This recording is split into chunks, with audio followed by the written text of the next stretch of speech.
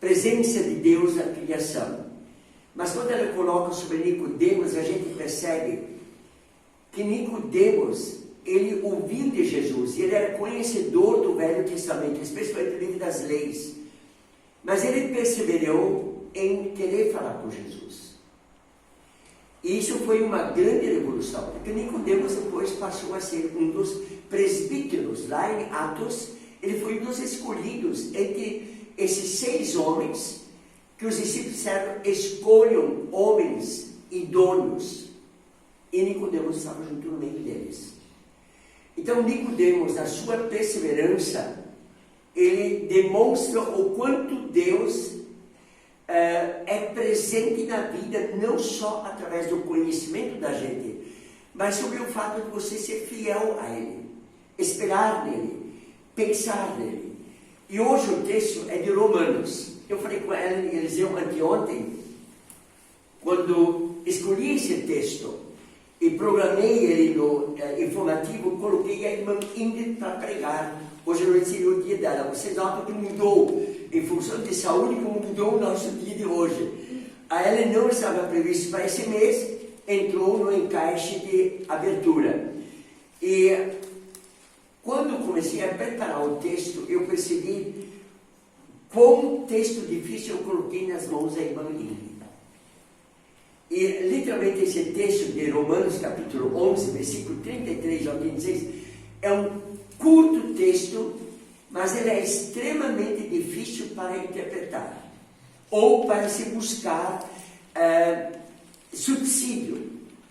E aí vai indo, vem vindo, e a gente vai buscando, vai orando. E aí, irmãos, eu gostaria de colocar para vocês, para nós, para mim também, sobre esse texto de Romanos capítulo 11, verso 33 ao verso 36. E eu coloquei como tema para nós meditarmos, Deus segurando o globo terrestre. Aí quando tinha escolhido a palavra, o tema, orado, relendo isso de novo, eu pensei, mas o que tem a ver eu colocar no tema Deus segurando o globo terrestre? Eu não sei se alguém que vocês lembram, num determinado ano, dia da Bíblia, a Sociedade Bíblica do Brasil, ela lançou um cartaz, todo ano eles lançam um cartaz comemorativo sobre o dia da Bíblia, que é o segundo domingo do mês de dezembro. E eles colocaram uma figura muito joia, uma mão que tinha uma algema acorrentado, e essa mão rasgou essa algema, ou seja, essa corrente rasgou, e a mão segurando o globo. E essa figura me faz assim lembrar como Deus quebra correntes das pessoas que vivem amarradas no mundo, tá? E a palavra liberta. E aí, olhando, Deus segurando esse globo terrestre. E aí a gente percebe, quando Josué orou a Deus, que ele escurecesse o dia e a noite. E por um dia ficou o mundo parado. Por um dia, Deus não deixou o globo terrestre na mão dele girar. Mas espera, isso já fazem milhares de anos. Mas nós vivemos hoje essa consequência ainda. Ela permaneceu. Por isso nós temos 29 dias em fevereiro. Tem 28 e um dia, dividido em 4 vezes dá 24 horas. Então, olhando desse lado, nesse texto, Deus segurando o globo terrestre, eu gostaria de colocar assim, de que forma Deus segura o globo terrestre? Olhando para nós, dentro dessa perspectiva toda, verificando isso, nesse capítulo 9 até o 11, o apóstolo Paulo, ele no capítulo 11, no final, ele diz amém. E no capítulo 8, ele também diz amém. E Paulo escreve a carta aos Romanos em 3 etapas. Ele não escreveu todo o Romanos de uma vez e mandou. Olhando para esse lado agora, quem é que são os que estão recebendo a carta em Roma do apóstolo Paulo? Quando ele escreve esse pequeno texto, ou seja, dizendo amém no final disso, mas esses 3 capítulos, 9, 10 e 11. Era uma igreja pequena, uma igreja que vivia a influência romana e, ao mesmo tempo, vivia a influência de uma enorme metrópole, porque Roma, naquela época, era a maior capital, ou seja, o poder do mundo daquela época. Então, o apóstolo Paulo não tinha ido ainda lá a Roma, mas a influência do poder romano era muito grande, a ponto de que Paulo se tornou um cidadão romano. Ele era um cidadão judeu e ganhou a cidadania romana. Por quê? Porque ele era um homem estudado, era um homem que fazia parte do Sinédrio, como Nicodemos fazia parte, Paulo também fazia parte. Nicodemos era fariseu, o apóstolo Paulo também era fariseu. Tá? Apesar que entre eles haviam várias divisões religiosas judaicas. Contanto que lembro que semana passada eu coloquei sobre Tomé. Tomé não acreditou na ressurreição, porque ele fazia parte dos saduceus. Após a morte de Jesus, entra no Sinédrio, no comando judeu, os saduceus. Eles tomam conta do Sinédrio. Então vejam como muda também a questão da religiosidade daquela época. E o apóstolo Paulo viveu isso para com Roma. A igreja de Roma está entrando em conflitos. Primeiro, é uma metrópole.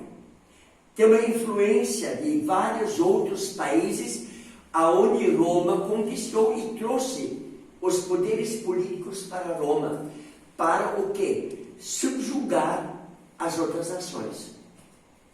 Então, Paulo sabia a influência cultural, social, também a influência de conhecimentos dentro de Roma. Tá? Uma grande metrópole, ou seja, uma grande cidade, ela tem muitas influências de conhecimentos. É como a Ellen nos colocou hoje à noite, a questão do desenvolvimento do feto, ou seja, das células.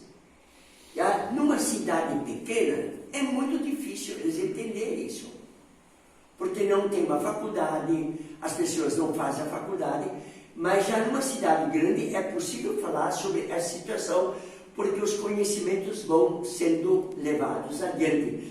E Paulo percebeu isso. A igreja de Roma está tendo influências e eu preciso entrar dentro dessa igreja com aconselhamento. E aí vem exatamente nesses 3 ou 4 versículos que Paulo escreve, ele coloca a entender que aonde o mundo está, ou todo mundo, Deus está segurando. Então nós estamos aqui na segurança da mão de Deus. E Paulo quer colocar isso para a igreja de Roma. Vocês têm vida com influências de conhecimentos e de política, socialidade e tudo aquilo.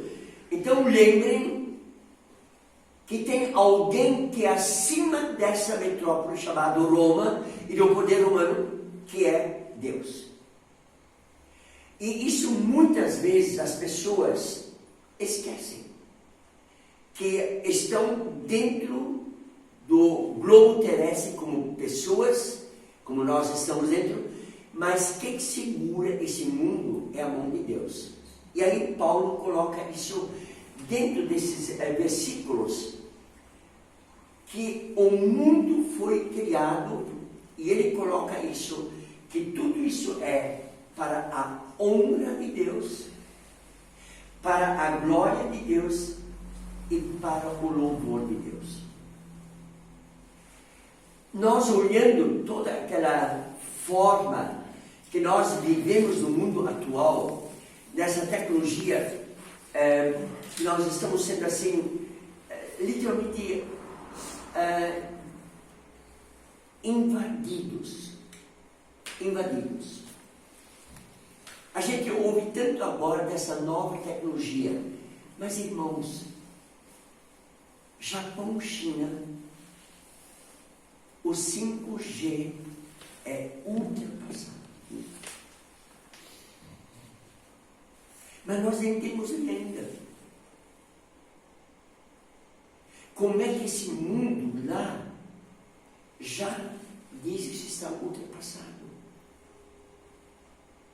Já existe uma outra tecnologia que é muito mais rápida do que a 5G. E ela é tão rápida como nós encontramos a Bíblia que Cristo vai voltar num piscar de olhos. O que é um piscar? Isso é milésimos e milésimos de segundos, um piscar de olhos. Essa é a tecnologia que já está sendo lá desenvolvida. Mas há ainda uma outra tecnologia que me chamou muita atenção essa semana.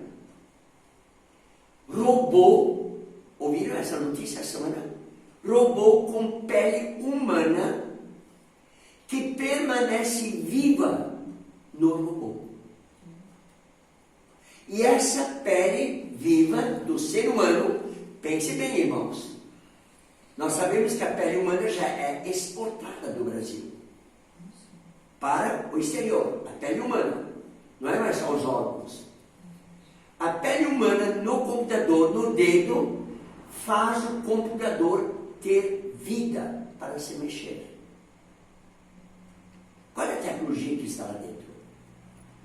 Mas para dar certo, precisa ter uma pele cupida e a pele fica viva. E ela sangra.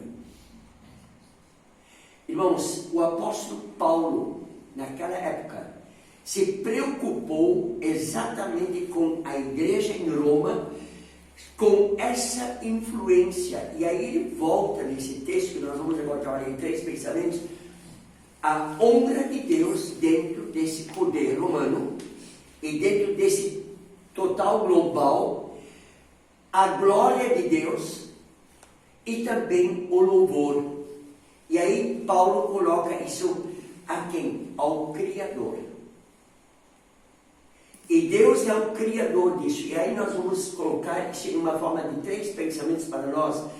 O primeiro pensamento é o versículo 33. Vejam, eu vou ler e vamos trabalhar em cima da meditação.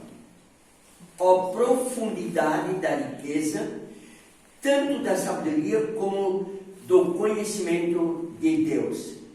Quão insondáveis são os seus juízos e quão inescrutáveis os seus caminhos. Quando nós lemos esse texto, essa palavra, é um versículo, ele parece que é tudo palavras estranhas para nós, bem estranhas.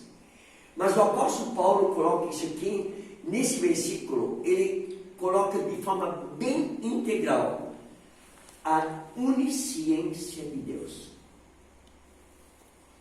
A onisciência de Deus.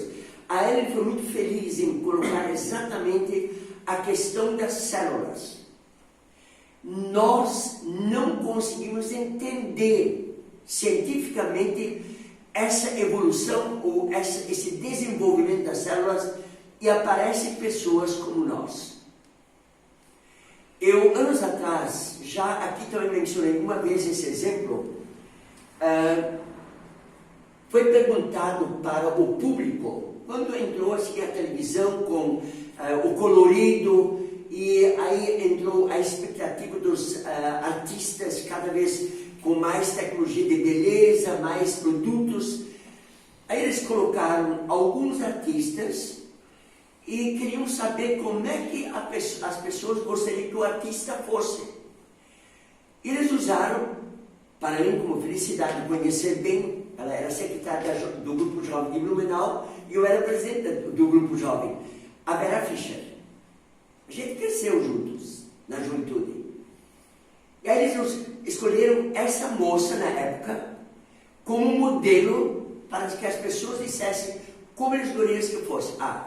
que ela tivesse o queixo de Bruno Lombardi, que ela tivesse o nariz de fulano de tal, tivesse a testa de fulano de tal. E eles foram colocando isso, já na época no computador, mas não mostrando. E depois que eu terminar de fazer a enquete, ou a pesquisa, mostraram como ela seria. O que cada um colocou? Um verdadeiro monstro. Um verdadeiro monstro. Diríamos hoje fake news, pela aparência dela. E o apóstolo Paulo coloca isso aqui, que em cada pessoa, ou em cada pessoa da igreja de Roma, ou em cada poder de Roma, existe a onisciência de Deus, ou seja, Deus é o conhecedor de tudo o que existe dentro de uma metrópole, ou tudo que existe dentro de uma igreja, ou tudo que existe dentro de cada pessoa. Nem nós não nos conhecemos. Nós não nos conhecemos de forma integral. Hoje à tarde, ao meditar, hoje à noite, vindo um pouco mais cedo, aí eu fiquei pensando exatamente como Deus quer que eu vou agir. Como Deus quer que eu vou me comportar. Aí eu fiz essa pergunta para mim. Mas o meu comportar, o seu comportar é algo momentâneo naquele momento. Você não pode programar o seu comportamento, mas você pode programar a tua forma de respeitar o outro, não é isso? Estar junto com o outro e como agir com o outro. Mas o teu comportamento é algo muito pessoal, imediato. E o apóstolo Paulo coloca isso aqui. Em você está a onisciência de Deus. E aí quando nós lemos de novo o versículo, vejam bem, a profundidade da riqueza. Quando nós ouvimos essa palavra, a profundidade da riqueza, nós vamos pensar em minerais no fundo da terra. E na verdade o apóstolo Paulo está falando aqui exatamente da pessoa. Ele está falando exatamente da igreja. E aí eu volto, por exemplo, que eu usei. A perseverança. Para o povo romano, perseverar na palavra de Deus não era fácil. Não era fácil. E o desejo de estar em Roma era para muitos. Nós temos agora algo que eu admirei a semana ao ouvir. Nós temos 500 mil brasileiros morando em Portugal. É quase a cidade de Joinville. Dá para imaginar? Brasileiros, mas fora esses que ainda não estão oficialmente registrados. E agora saiu, pode-se tirar o quê? A cidadania portuguesa, mesmo você não tendo documentos dos seus avós ou bisavós que vieram para o Brasil. Apenas pelo teu nome, pela tua característica, você pode tirar o passaporte e ao mesmo tempo a segunda cidadania. E o apóstolo Paulo, ele tinha também esse desejo. Pessoal, Roma, quem tem boca vai a Roma. Eu vou a Roma, eu vou ser cidadão romano. E pelo fato dele ser cidadão romano, e pediu para ser julgado por Roma, aconteceu o quê? Perdeu a cabeça. Eles queriam soltar Paulo lá em Jerusalém. Mas quando ele apelou para a sua segunda cidadania, eu quero ser julgado por Roma, porque eu sou cidadão romano. E Paulo, no fundo, provavelmente pensou, Roma vai me libertar. E ao contrário, Roma o condenou. Porque ele estava levando o quê? Uma nova religião, ou seja, um novo raciocínio dentro de Roma, o qual o Império Romano não aceitava. Por quê? Porque o Império Romano declarava que O comandante, ou seja, o rei da época, o Herodes, era tido como um deus. E como é que este Herodes iria permitir um cidadão estrangeiro com cidadania romana dizer que Deus é Deus e Herodes não é Deus? Percebe quando o apóstolo Paulo diz assim: a profundidade da riqueza, tanto da sabedoria como do conhecimento de Deus. Paulo coloca que Deus, dentro desse princípio, dessa onisciência, Ele sabe tudo. Ele sabe como eu saio de casa e Ele sabe como eu vou me comportar. E Ele também sabe das minhas palavras e Ele também sabe do nosso encontro. Antes de nós nos encontrarmos, Deus já sabia quem estaria aqui. Então Ele é onisciente. Então, olhando agora um pouco, irmãos, dentro dessa onisciência, Deus criou tudo no princípio. No princípio, Deus criou. Aí o apóstolo Paulo já está lembrando nesse sentido desse versículo 33. No princípio, Deus criou tudo. Igreja de Roma, lembrem que vocês são criaturas de Deus. Mas para terem a salvação é somente em Jesus. Ele coloca isso depois e sobretudo lá no final, no capítulo 16 em Romanos. Nós entramos, aí ele de repente diz: quão insondáveis são os seus juízos. Irmãos, nós temos tantas leis, que uma lei condena a outra lei. Roma tinha tantas leis, já naquela época, que eles já estavam entre si se degladiando. Na época eram promotores, quem dos promotores tinha maior persuasão da palavra para dizer o que ele coloca como lei está certo.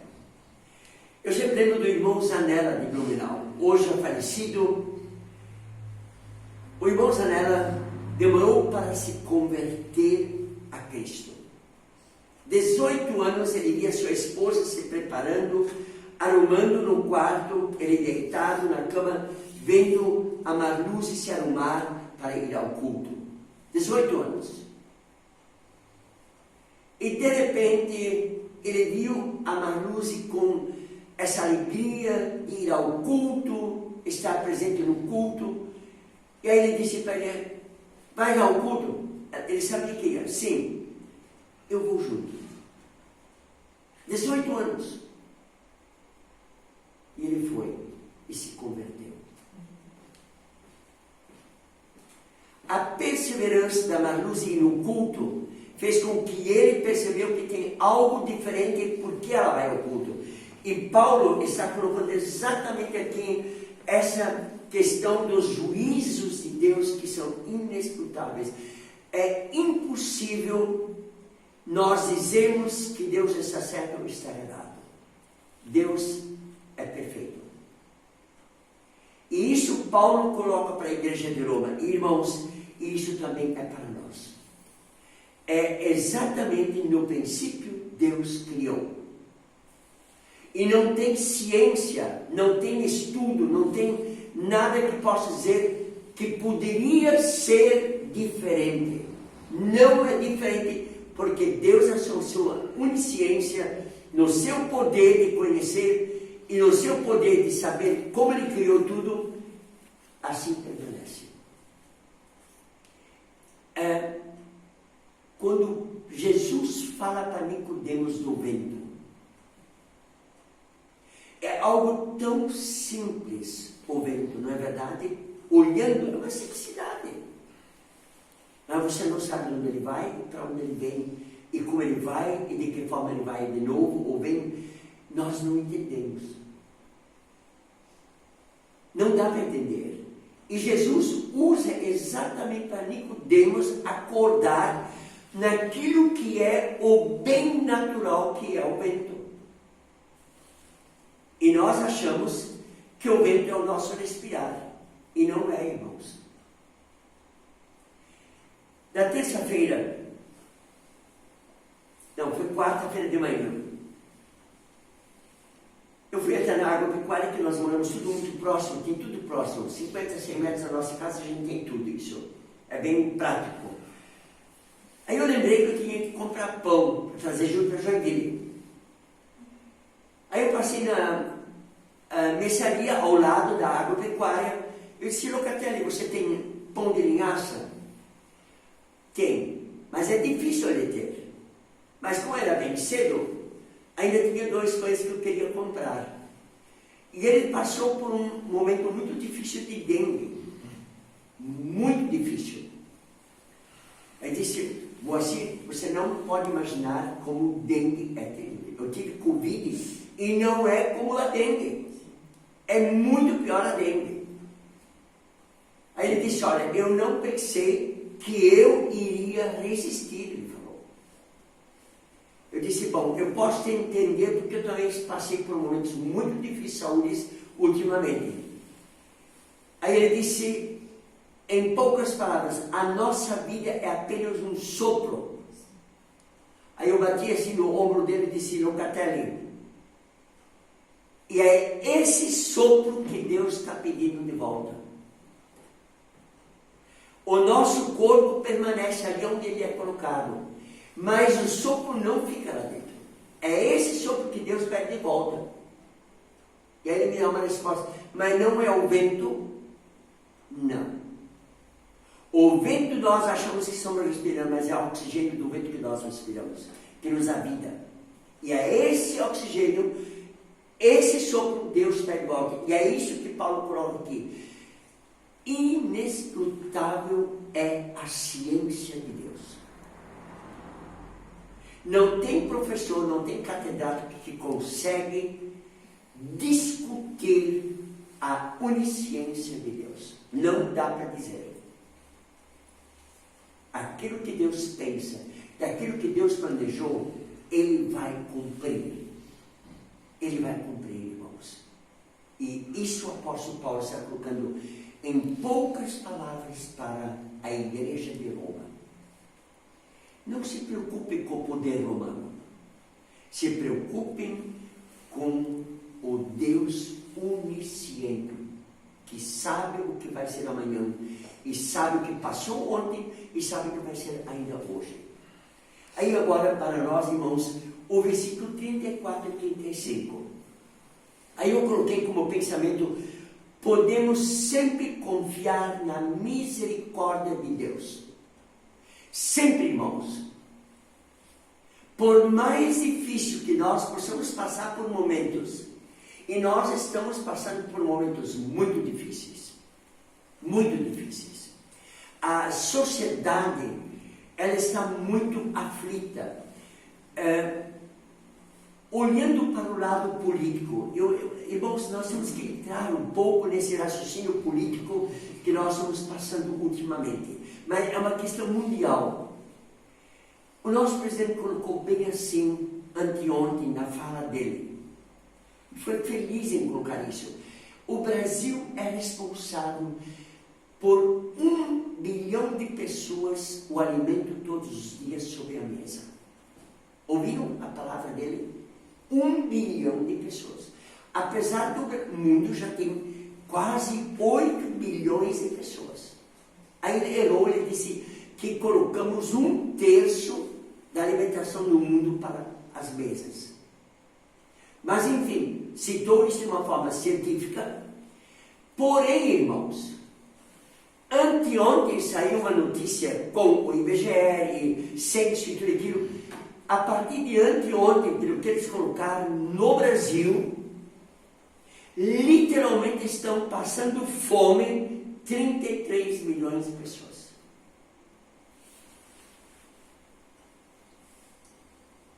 Aí a pergunta dentro dessa misericórdia de Deus. E nós só usamos praticamente 9% das nossas terras brasileiras para plantar alimentos. Praticamente 9% da terra. Muito está preservado e muito não está sendo nem usado, que não é possível nem usar. Mas, olhando dentro dessa misericórdia de Deus, a pergunta que me fiz para mim anteontem à noite ao ouvir essa notícia, me assustei. A gente já sabia pelo IBGE e pelo censo que haviam 42 milhões de pessoas no Brasil que não sabem o que vão comer amanhã. Então agora temos que dizer que são 9 milhões de pessoas que não sabem o que vão comer amanhã, mas 33 milhões de pessoas estão passando fome.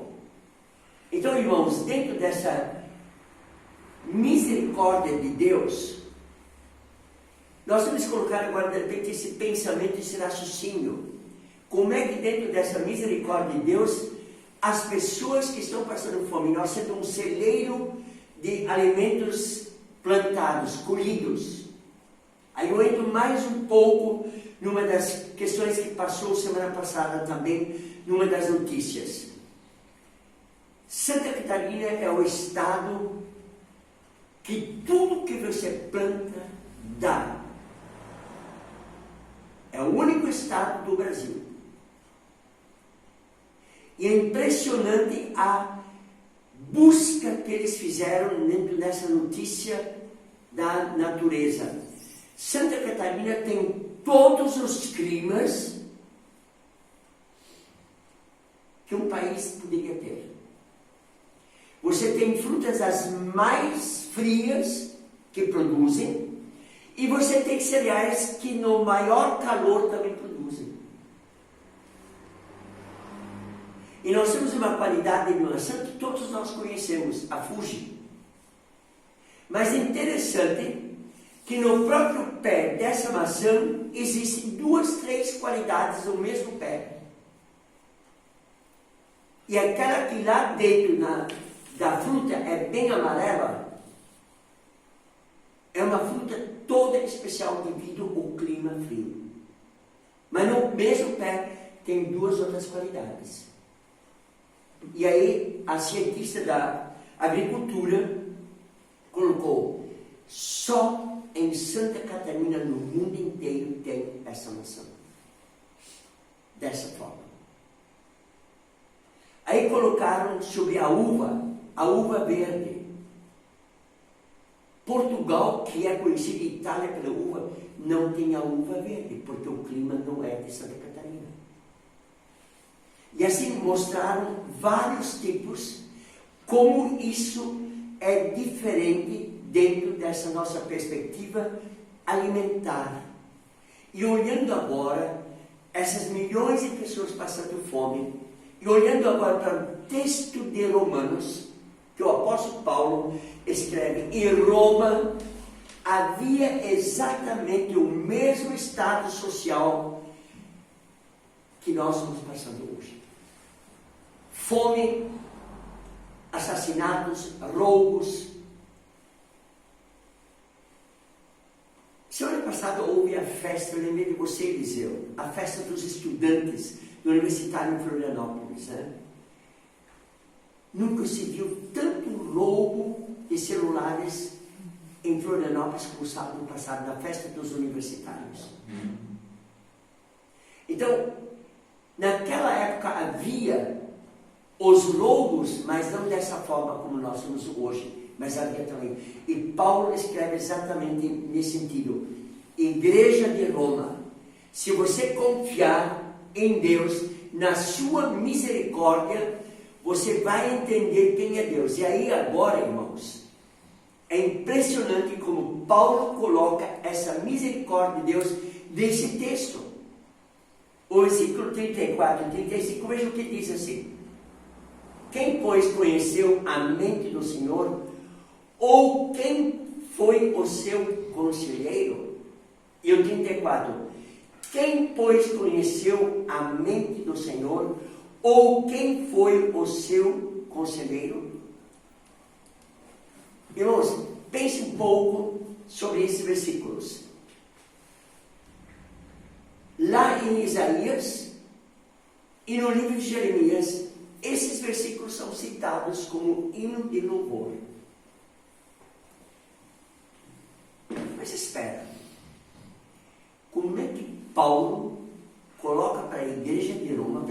dizer amém. No versículo 36 ele diz assim, no final, amém. Como é que Paulo de repente coloca nesse pensamento, podemos confiar em Deus e na sua misericórdia? Ele de repente busca lá do Velho Testamento de Isaías e de Jeremias um hino de louvor. Qual a intenção de Paulo ao escrever isso, dirigido pelo Espírito Santo? Nós sabemos que isso é uma direção do Espírito Santo, em colocar de repente neste final, nesta onisciência de Deus, hino de louvor. E aí tem uma coisa muito interessante, irmãos, na nossa vida de fé. Na nossa vida de fé. No agradecer consiste a bênção de Deus, não é isso? Mas no louvor consiste a presença de Deus. No agradecer consiste a bênção de Deus. Mas no louvor consiste a presença de Deus. Irmãos, experimentem perceber no culto, quando estamos todos juntos e os hinos de louvor para a adoração, como ela nos envolve. Durante o louvor, o inimigo não permanece na igreja, porque ele não suporta a presença de Deus. Mas na pregação ele volta, porque ele quer dizer para nós, tu achas que Deus tem razão? Tu achas que Deus falou isso?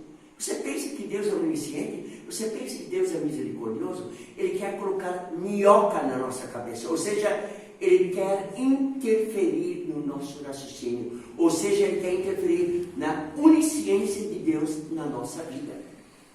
E o apóstolo Paulo, ele coloca como um fator determinante na vida dele, nesse final de texto, louvar a Deus consiste a presença de Deus. E a presença de Deus, irmãos, ela é visível em toda a criação.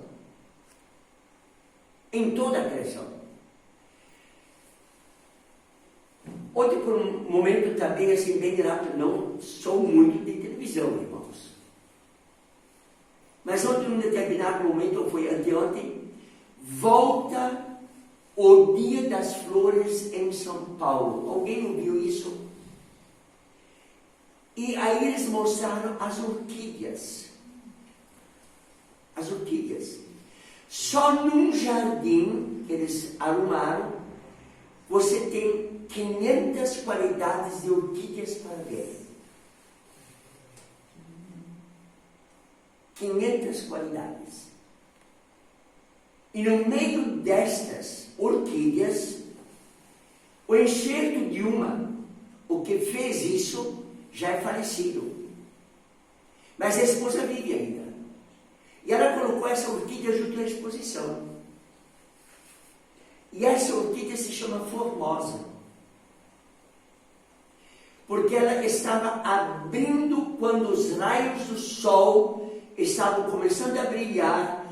E o que desenvolveu essa orquídea, olhando na medida que os raios estavam abrindo, ela também estava se abrindo para mostrar sua beleza. E aí ele coloca, só é algo formoso. A luz do sol dá o brilho, a vida, a cor na orquídea. A flor que ele nunca tinha visto antes. Formosa. É isso que Paulo coloca aqui para nós. O confiar em Deus é nada mais do que a misericórdia de Deus. Nós, por nós mesmos, não temos capacidade de confiar em Deus. Não temos, irmãos. Porque o ser humano, ele é único para si e ele acha que ele é o superior sobre tudo. E Paulo coloca tudo o que a igreja de Roma é, e tudo que nós somos, tudo que você é, tudo que eu sou, é misericórdia de Deus.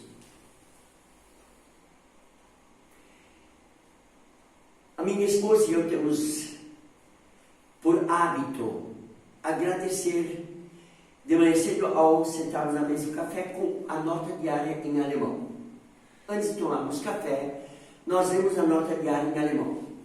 E aí eu agradeço. Eu leio em alemão e também agradeço em alemão.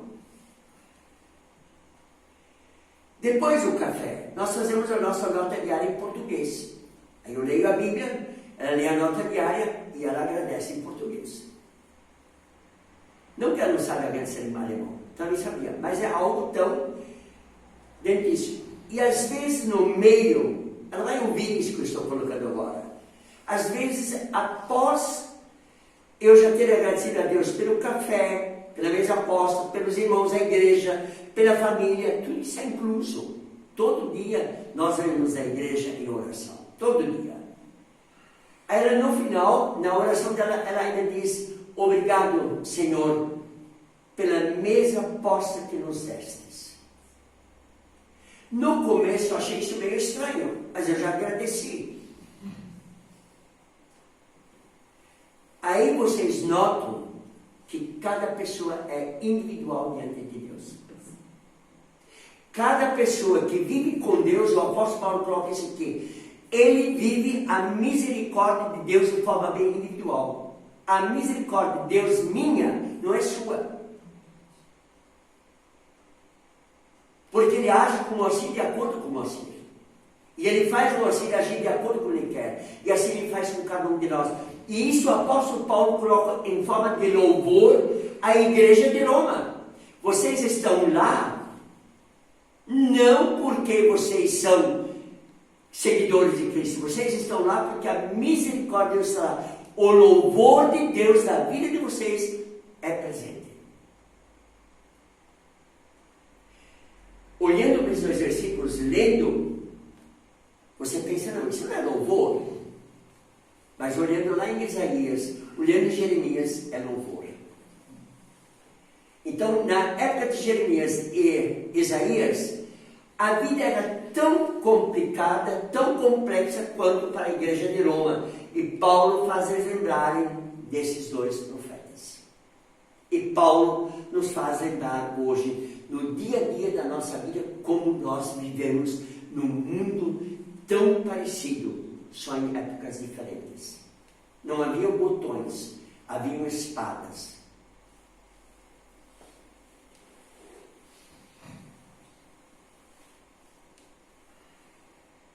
Essa misericórdia de Deus, ela forma dentro de nós um louvor bem particular. E normalmente nós não o cantamos, nós dizemos para Deus: obrigado, Senhor. E um terceiro pensamento para nós terminarmos, irmãos: a centralidade de Deus em tudo. A centralidade de Deus em tudo. Eu vou fazer a pergunta para nós, faça ela para mim, já fiz ela para mim. Deus é o centro de sua vida? É óbvio que hoje temos que dizer, Deus é o centro da sua vida através de Jesus, no poder do Espírito Santo, não é isso? Nós só chegamos a conhecer Deus, literalmente, através de Jesus, porque nos torna filhos. E por sermos filhos tornados através de Jesus ao Pai, nós chegamos a conhecer o Pai, que é o Deus da misericórdia, o Deus de todo conhecimento, ou seja, a onisciência. Mas agora, entendendo isso, nós só vamos entender quem é Cristo na nossa vida, enviado por Deus para nos salvar através do poder do Espírito Santo. Então, o Espírito Santo, além de ser o Consolador e a força de Deus, ou seja, a mola propulsora de nossa vida, é o Espírito Santo. É o que nos faz ficar firmes na fé. Por altos e baixos que passamos, permanecemos firmes na fé. Eu fiquei muito pensando essa semana no nosso contexto como igreja. Vejam, quando você tem uma igreja grande, com muitos membros, a 1, 2 ficar doente e você não percebe.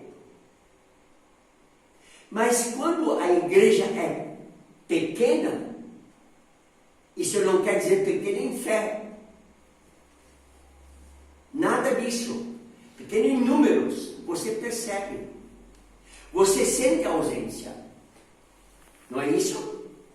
Temos uma liderança de louvor. Vai muito bem. Mas quando nós estamos, temos que agora aprender exatamente o quê? Seguir o Eliseu. Percebe? Que bom que o Marcos estava lá hoje noite junto para tocar, dava um som maior, né, junto. Percebe, irmãos? E aí é que vem exatamente essa centralidade de Deus na nossa vida e no nosso contexto, o que vivemos todos os dias. Deus é o centro do teu acordar. Deus é o centro do teu dia de vida, de trabalho, de descanso, de visitas e tudo aquilo. E Deus é o centro da sua noite para descansar.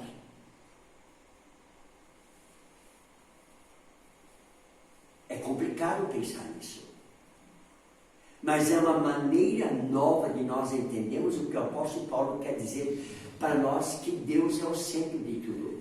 E de que forma Paulo diz que Deus é o centro de tudo?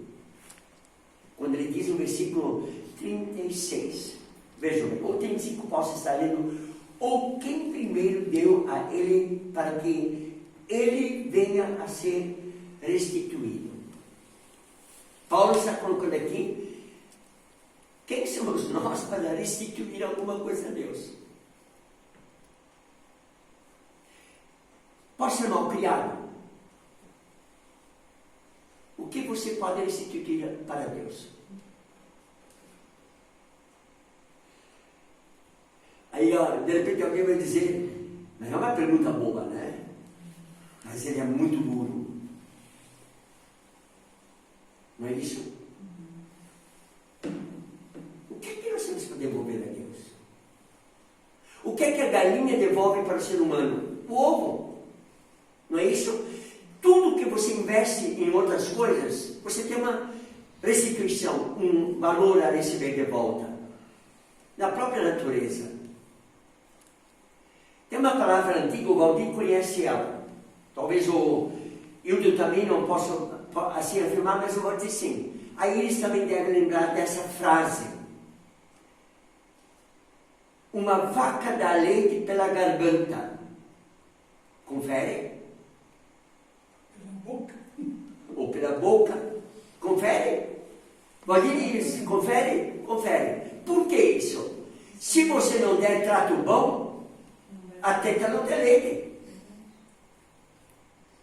Era uma vaca dá leite pela garganta, quer dizer, pela boca que você dá lá para dentro que ela engole. Na medida que você coloca coisas boas lá no coxo, ela vai te devolver um bom leite. É isso que Paulo está colocando aqui. E de que forma está colocando isso aqui? Porque dele. Versículo 36 vou ler.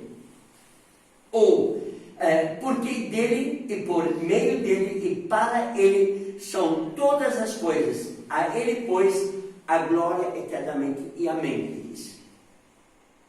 Então vejam, irmãos, quando o apóstolo Paulo escreve para Roma, para a igreja de Roma, esse final, que faz parte de um hino de louvor junto, ele coloca porque dele. Porque dele é toda a criação do mundo.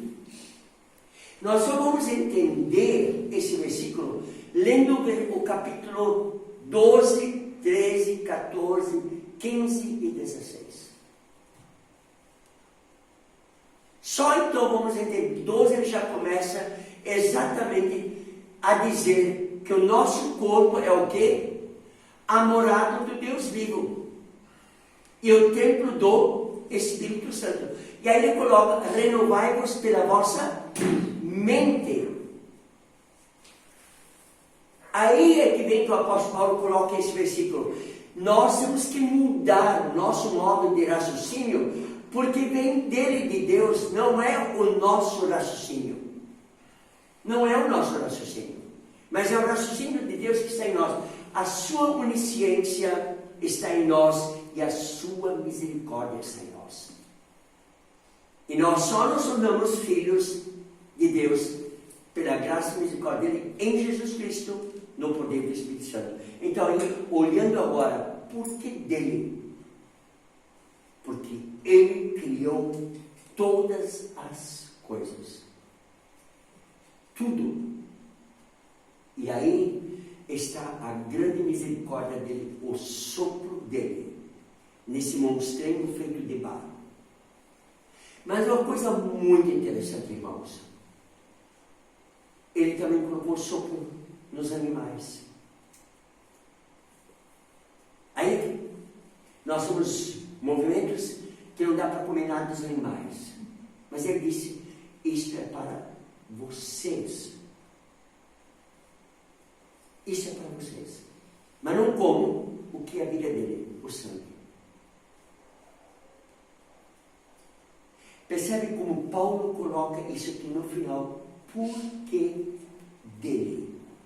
Porque dele vem todas as coisas. E dele vem o nosso levantar e vem o nosso deitar.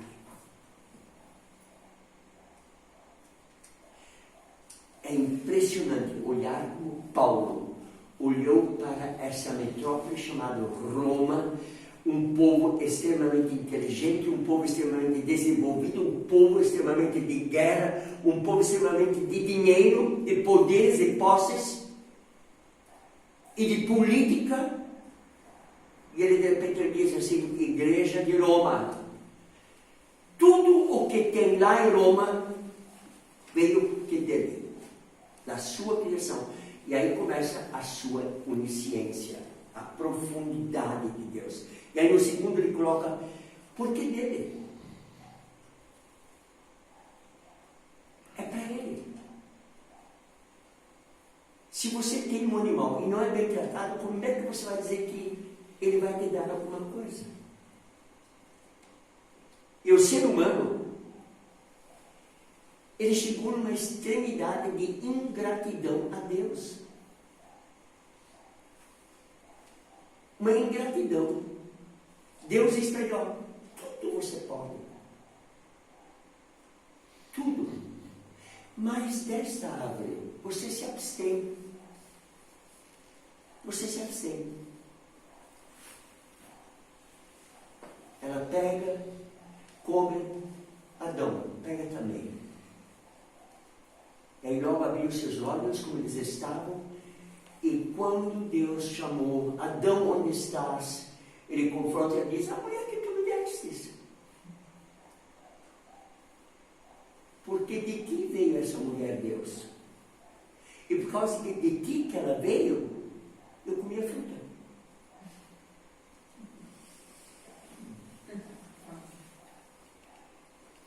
Parece uma jogada. Mas essa é a realidade do fundo de Adão.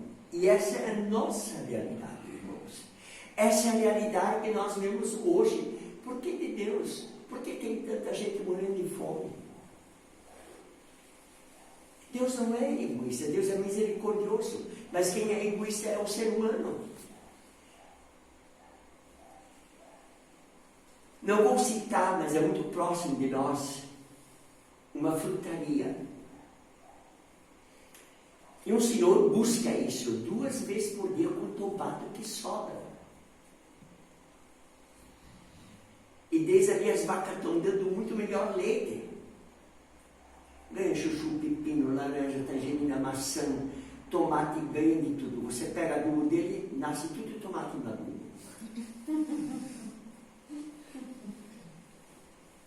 Aí é uma pessoa muito capitalista que pega isso. Aí a filha disse, pastor, pensa bem, quanta coisa é jogada fora e quantos passam fome. É tão fácil apontar o dedo, não é verdade? Mas pegue um litro de leite para dar para um pobre dele. É a mesma coisa. Não, mas eu preciso ler para vender, para ganhar dinheiro. Irmãos, percebem que o apóstolo Paulo coloca? Nós achamos que tudo é também culpa de Deus, porque dele.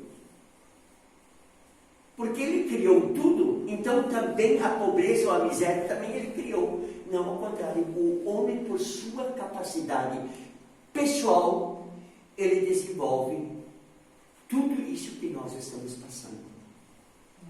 E aí se faz uma lei, faz outra lei, e uma lei, e mais outra lei. E aí nós temos uma coisa bem interessante de um escritor de história, já é falecido, mas ele fez a pesquisa sobre a história e as leis. E coloca bem claro, o mundo só precisaria ter os 10 mandamentos. Está tudo incluso nos 10 mandamentos. E Deus foi tão preciso para Moisés, leve essa lei para o povo. E enquanto estava descendo com as leis, o povo estava dançando em volta de um bezerro de ouro. Porque ele, e o final, para ele. Aí entramos novamente nessa misericórdia, nessa graça que Deus tem por nós. Paulo diz, Igreja de Roma, porque dele ele criou tudo. Por ele todas as coisas existem. Para ele todas as coisas vão voltar. Tudo. E ele reservou esse dia para ele. Nenhum ser humano sabe quando é o dia que ele vai dizer, eu estou voltando para ter uma transformação. Se nós olharmos, eu já falei isso várias vezes, outras vezes, o nosso mundo, atualmente, ele é muito bonito. Existem paisagens que a gente nunca via antes, com a tecnologia a gente está vendo tudo que eles estão mostrando. Mas tudo isso está sendo pervertido pelo homem. Mas Deus vai buscar isso de volta na perfeição dele.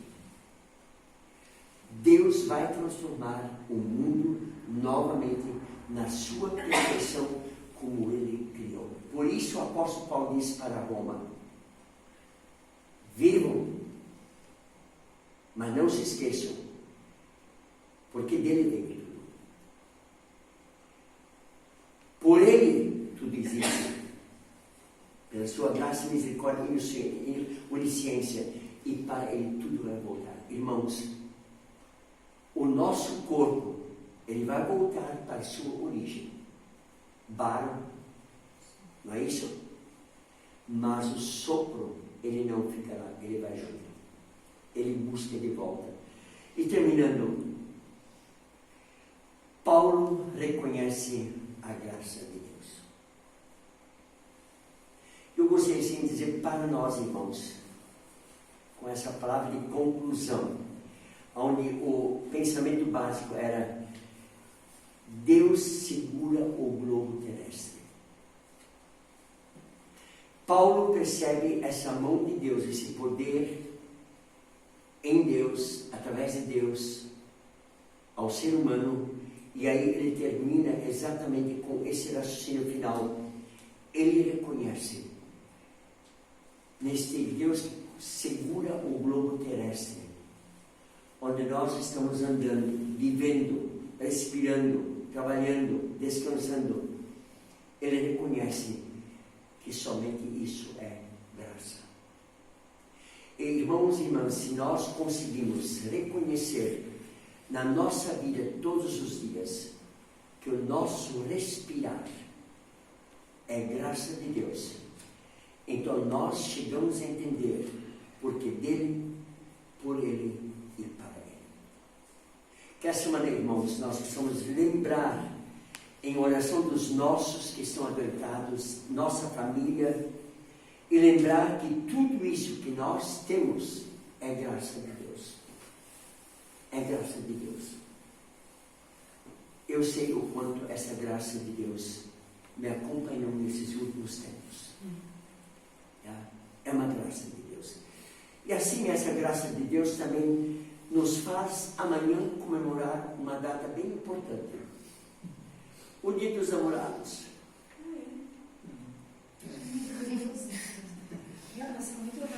Passou muito rápido. A pergunta é, ou passou muito rápido por ter ficado mais velha, ou por já passar o ano de novo? De novo. Dentro desse dia, minha esposa fez para cada um, quer dizer, para cada casal, um cartãozinho. É uma nota diária que está aqui dentro para o Dia dos Namorados. Vocês vão receber. Eu gostaria de dizer assim para vocês que um casal é uma onisciência de Deus. Tá? É uma misericórdia de Deus. E é uma graça. Não é isso?